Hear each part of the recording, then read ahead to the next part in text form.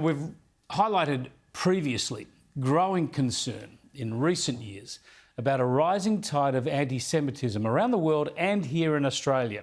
One survey by a Jewish group a few months ago said anti-Semitic incidents in Australia increased by more than a third last year. We've seen a number of public controversies, often getting lost in the blurry area between anti-Semitism and just strident political criticism of Israel. We've seen some ugly examples in the media, with an Israel-based ABC producer deleting his Twitter account earlier this month after questions were asked about anti-Israeli and pro-Palestinian posts. In politics, at least two Teal candidates have had to fend off criticism about links to people or groups with stridently anti-Israel views.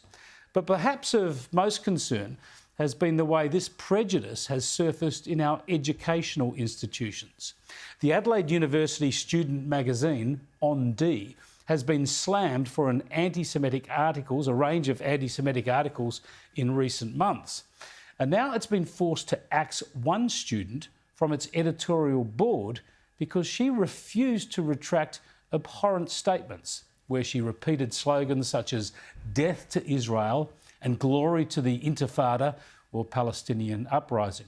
Have a listen to this hate speech and to her defiance about maintaining it.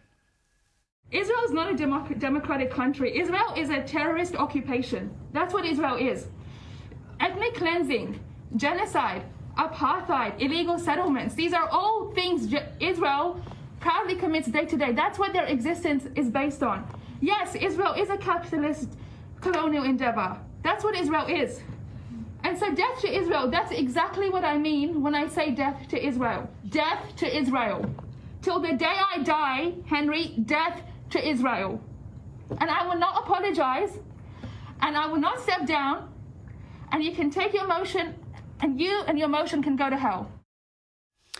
Yep, that's Habiba Jagouri, who's no longer on the On D editorial board. Arabs in Israel, by the way, have the same rights as others, except they don't have to serve in the military. They get to vote, and there are 10 Arabs in the Israeli parliament. This, of course, is a level of peace, freedom, and access to democracy that you won't find anywhere else in the Middle East. Still, Jagouri has also written about the death of Queen Elizabeth II by referring to colonial bloodlust and to the victims from the violence of the British colonial powers. Now, she's obviously a young student. That's her excuse, I suppose. And she hears views similar to these from far left and Greens politicians and others who should know better, of course. This is how hatred is spread. So you'll be pleased to know that Jagouri is studying media. So no doubt she'll end up at the ABC before long.